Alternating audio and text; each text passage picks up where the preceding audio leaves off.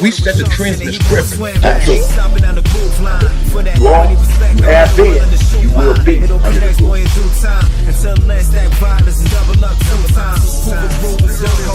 Snip this glue, get in the zone, because we got to go do something. So that's what we did. And I'm going to be honest with you, I used to like it. You got people from the east and the west and different places, to come over and groove with us.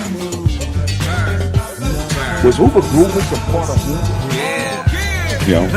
Never met a Hoover Groover. Never met. Me and you was never in my life. But A part of what was called the Bonzella Crips. Hoover Groovers ain't started no Hoover Crips. And we hit that hand moving on you, walking in your house. Wait, do that again. Hit that hand moving on you, that messed up your whole party. You are, you have been, you will be under the groove. Help reunite a devoted parent with their family after 16 years. Joseph, a devoted parent and community supporter, fights for justice. Their life was shattered by wrongful imprisonment, tearing them away from loved ones. For 16 long years, this individual has battled to reclaim both freedom and family. You can play a crucial role in helping them reclaim their life and reunite with their family today. Every donation brings hope and justice closer to reality for this family. Stand with Joseph, donate now. Global Tel Link, you have a prepaid call from John.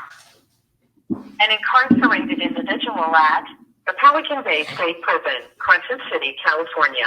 This call and your telephone number will be monitored and recorded. You have a prepaid call. You will not be charged for this call. To accept this call, say or dial 5 now. Thank you for using Global Tel Link. All right. You in the house, man. All right. Can you hear me good? Yes, sir. All right. All right. Let's jump into this, man. Trade Foe, 7-11, the Deuce, and the 9. Hoover Hay to the Hoover Collective, to the Hoover Knights, to the cultural enthusiasts, and to the people. Welcome, everyone, to another episode of Under the Groove, where we kick facts about Hoover's story and those who grace the platform sharing their experiences with you all. We're honored to present another one of Hoover's generals, a legend in his own right and amongst us as well. This brother right here is no doubt top tier on the Hoover roster in style, in our community, and his groove. We have the pleasure of presenting Hoover Line to the stage, man, via Pelican Bay Prison, man. So right quick, Line, go on and let them know, man. Go on and say who you are, man, and let's make it happen. Hey, all right now. My name is Lon. They know me as Hoover Lon, and, I'm in the house. I'm here to bless the mic and share some insight from, my perspective on things. So, maybe we can clear up some misconceptions and bring people along to the real truth, our truth. There you go. Not the distorted truth. There you go. Yeah, I think that's important, man. Us disseminating our history, our experiences, our perspective, rather than someone else outside of our community taking it for granted that they can. And not only that they can do a better job than we. So, that right there is appreciated in what you just said.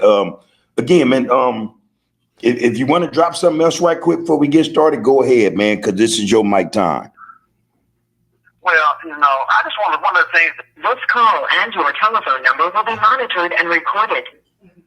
One of the things that I really want to touch on is the fact that, I once had a young dude come up to me, a young crip, and he was like, hey, Lon, is it true that Hoover used to be blood? That I know my jaw hit the ground because I had never heard such perversion in my life. He said perversion. You know what I mean? Yeah, I can dig it. It is, man. Understand me, man. I know the history that I came into. Yeah. It was already established. Right. You know what I mean? Hoover is a pillar of the Crip community. You understand me? Yeah. A pillar. Yeah. You know what I mean? And Yeah. to be a pillar, you had to be strong. That's right. You To hold had that to weight. Yeah. support a roof. Mm-hmm. A pillar supports a roof. Yeah, bro. You know, and that's what I came into. An established pillar in the Crip community. Okay. You know, and just to speak to that right quick, I just saw something a couple of weeks ago, well, maybe 3 weeks ago. This white guy by the name of Tommy G pulled up in Manchester Park with a lot of young ones, man, and you know they chopping it up, whatever. And he hit them with, yeah, y'all come from the Hoover Groovers. Hoover come from the Hoover Groovers, and it was shocked. It was just my jaw dropped to the ground as well because them young cats didn't know enough to tell him, man, we ain't come from no Hoover Groovers. So he took it and just, he grooved with that, There are instances like that, man, when we get individuals come to us saying these things, these outlandish things about, our community, man, with no real knowledge of where we come from, But, I think it's our job, man, not just to defend that, but to disseminate, what the real history is, man. And this is part of the reason why this podcast exists. Okay. And let me jump into this, man. And we're going to get it cracking. But like I said, man, we want to get this one in the spin cycle, man. We want to wash away any assumptions, man, about you and the foundation, that your groove is built up on. You know what I mean? So with all this, man, you know what I mean? So, yeah, I got you. We're going to do this on Under the Groove. This is our platform, and on this platform line, they go without saying, but I'll mention it anyway. We demand from all who grace its platform and, its space to keep it clean, yet uncut. You know what I mean?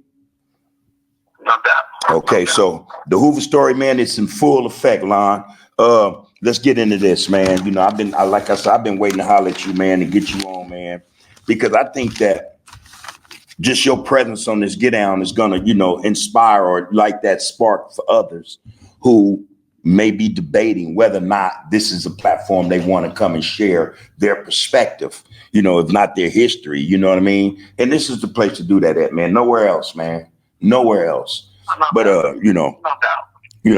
so, yeah, man, I imagine that many would like to know how you came to representing this fame, man. Can we start there? Of course. Okay, so I think I moved over there. I moved on 75th between Hoover and Vermont. Yeah. I came from Compton. I was a relatively square little kid, Yeah. And the thing about it was I had came over there and we had viewed this place where we were going to move into. Mm-hmm. So I was able to get like a little insight into where we was going, but for sure, I mean, the 74th Street Hoover Crips, yeah, that name rung bells even in my square years. Right. So I knew the environment. I just did not know, to what degree it would affect my life. That's right. So what was your age at the time? I was like 11, going on 12. Got you. All right. Yeah, and man, it was a trip. I'm talking about almost like it was a culture shock to me. But I had this impressionable and curious mind. Right.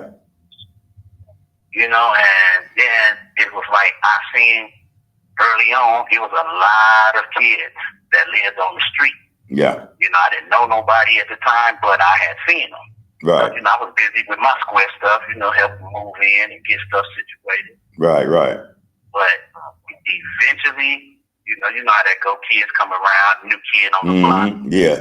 And just so happened, I would be starting the 7th grade. At Bethune. All right. Bethune Junior High, right over there off 69th Broadway, between Broadway and Main. So wait a minute. Let me ask you this. This was 11, and then when school started, I get it. You're elevating in terms of, your education. You're going to 7th grade. Your impression initially, I wish you can expound on that. Just the fact that you had knew about the Hoover Crips before actually setting foot over there. What was your impression once you sat over there, man, and you decided, you know, you wanted to go outside and see what was going on, how did that affect you? Well, I think the first time I stepped off the porch over there, like by myself, I went on a mission to the store. Yeah, which store? You know, and there was a liquor store. There was a liquor store. I believe it was like Kamasaki's right there on 76 in Hoover. Right. But instead of going to that store, there was a liquor store down on Florence and Hoover. Right. Bill's Liquor. Right. So I decided if I pick my pace up, I can go to Bill's on Florence, and then if I go that way, I get to pass those apartments right there on 74th and Hoover. Right. You know what I mean? Right. And for sure, I didn't pass by, and I knew it was always some activity in the back of those apartments. So I wanted to go by and really get a look from across the street. I didn't want to get too close. I just wanted to be across the street. I didn't want nobody to think I was staring at them or nothing like that. You know what I mean? You wanted to be a safe distance while you scoping, yeah. Safe distance. Yeah. While I sponge up, you know, everything I see. Right. You know, and I would always see dudes back there, you know, but I didn't stare. Like I said, I glanced and I kept it moving. Ran down to the store and got back fast, like, you know, so I could look again and make it seem like I went to the closest store. You know, because I got back that fast. But, you know, that curiosity was something. It was a cold allure. You said it was a cold allure. So I take it that evolved, that curiosity evolved into something more than just being curious. You know, now you want to know. I mean, you want to go beyond knowing. You want to experience some shit, I take it. Oh, no doubt, man. And then it's like all these kids, you know, within like 3 years from each other, we all would like walk to school together because I had met Chippy first. Okay, right. You know, a guy named Chippy that lived on 75th. You know, everybody know the Cooper family. Yeah, you know? yeah. But I had met Chippy, and then I met his little brother, and then it was like I said, a lot of people lived on that street. You know what I mean? The Fully Love was a big family on the street, the Fully Love family. We had, you know, Bug and his brother Crow, rest in peace now, you know, Connors, and they cousins lived across the street, and that was like, you know, Arthur, Joy, Giselle, you know. and just to clarify, to clarify right quick, I don't mean to cut you off, just to clarify, you're talking about one side of Hoover, you're not even talking about the other side. No. Right. No. This is my immediate block between Hoover and Vermont. There you go. It was stacked. You know, and that's when I met everybody, and everybody came out and introduced themselves, and then he was like, okay, you can walk to school with us. Right.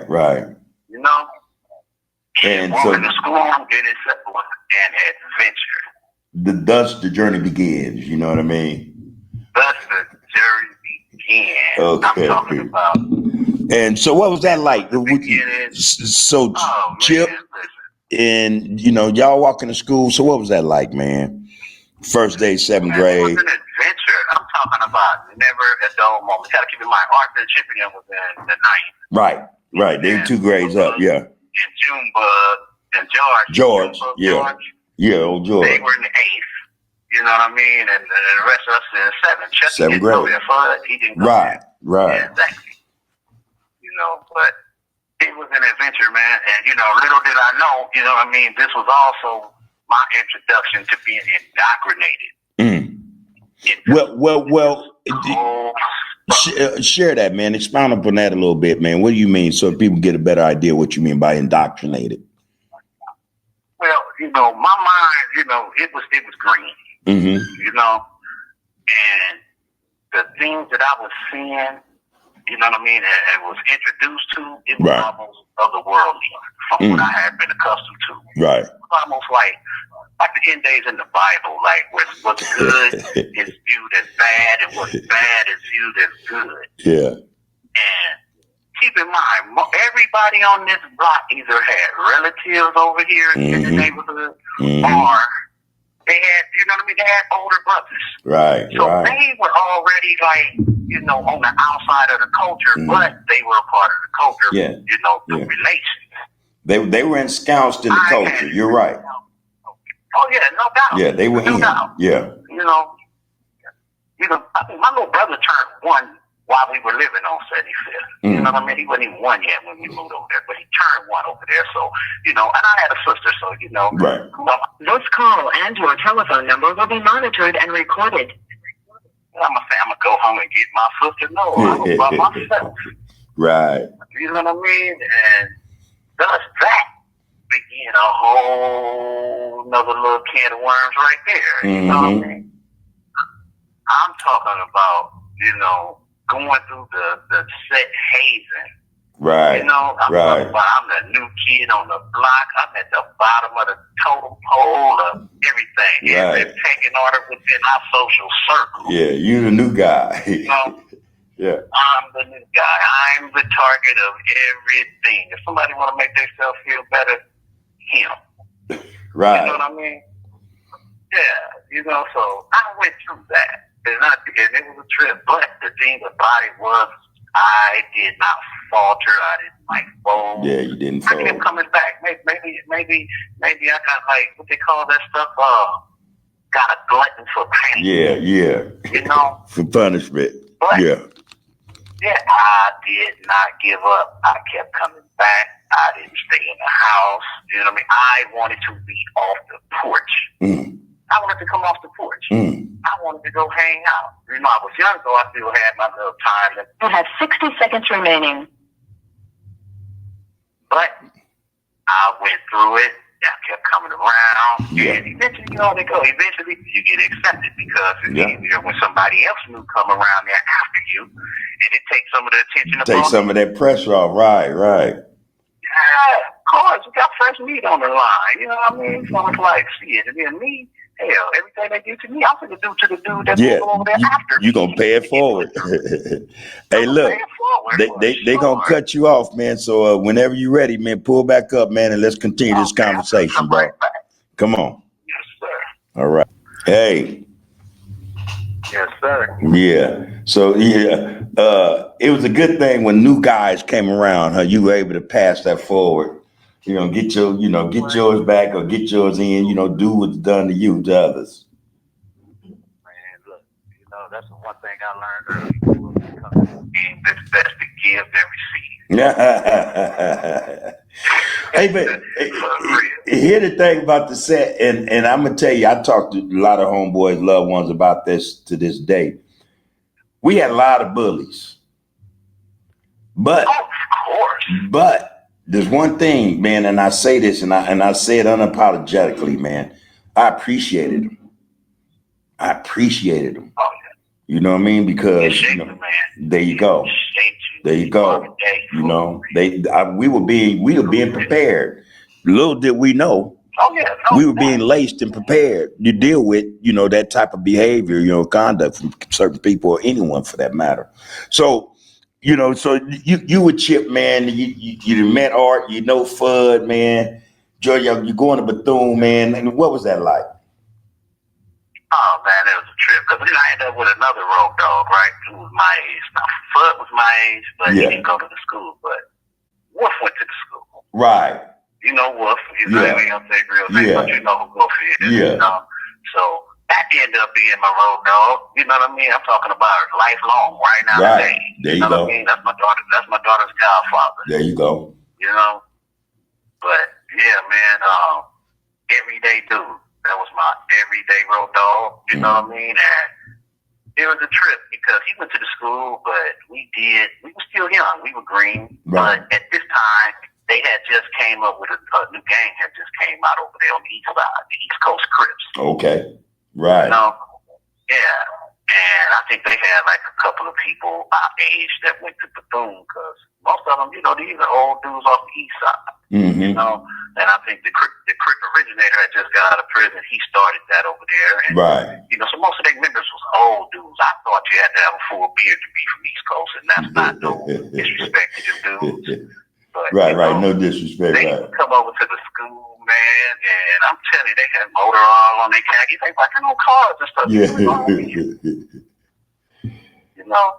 And, yeah, I remember it was the funniest thing in the world. We would have little words with a couple of their little young homies, and I swear the dudes would come over there. They would show up for their little dudes. Right. You know? But it was funny. funny too because a lot of the older dudes were related to our homies. Right, right. You know, That's true. These were, they were related. They were cousins. And that, you know what, that's the part that get me about this whole thing, man, is the fact that we're all related in some aspect, you know, in some form of fashion, be it brother, cousin, uncle, aunt, you know, in-law or whatever, you know what I mean? There's a relationship that intertwines all of us. And if you look at the state of affairs right now, look, we have kids, we have children with homegirls. Our kids have kids with other homeboys' kids. Everything's in agreement. That's why it's almost like, y'all better know who your relatives are. You know what I mean? Right. Because you never know who you're going to meet down the line. Save your shit. For sure. Yeah. So I wanted to get at you about this, man. Do you recall the day of your decision? The day you decided to become a Hoover Crip. Do you recall that? Yeah. Let me tell you like this. I'm glad you asked that. Listen, believe it or not, that choice was not mine. That choice was made for me. Wow. Because it happened before I realized it. I didn't even understand that I was a part of that clique right there. Yeah, the cadre, the group. Interacted with these people on such a level to where it was like whatever label was on them was on me. Right. Now, did I have you know what I mean? I could have made the choice to like, hey, no, that's not me, but I accepted it. Because you got to understand, like, look at the role models. You know what I mean? And it's kind of backwards, and it might even be. This call and your telephone number will be monitored and recorded. The OGs that we had, you know what I mean? Which were basically, you know, dudes my ages, relatives. These are like brothers. Yeah. You know, these dudes were like, I mean, I was in awe of these dudes. Yeah. We were very impressionable at the time. Whole vibe was like, you know what I mean? Like, damn. Like you said, other world type shit, man.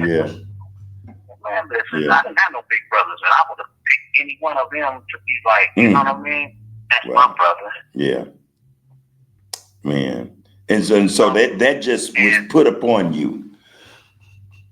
Guys, listen. Trey folks, 7-11, the Deuce and the 9. You have been, you will be under the bridge. But we ain't gang banging, this is about education. We're trying to educate our youth right now, nigga. Hey. Said day is the best day. Skip walking across the floor in the best way. From Trey to the one way. It's a stump day. LA to the NY. Let this funk play. Back in them days, it was love, loyalty, respect, and honesty. That's my nigga Gumby right there. You know, ex-busters, hooks, and snitches put on pedestals and ventilators. Say lows on that Hoover shit. HIP, Tiny Moon, one of the hardest poets I ever heard connected with this star shit. Hey. Baby Jap and Jap 5, quick to set it off on the mic in the shack live. When the shit get real and feel to the wheel, and then you'll see. Like you sitting up in that motherfucker, looking at that light sim, that death sim. Then they run into the witness stand, telling on their own homeboys. Hoover stomp all night like this. Hoover stomp I know like trouble, I know how to start them ass no trouble.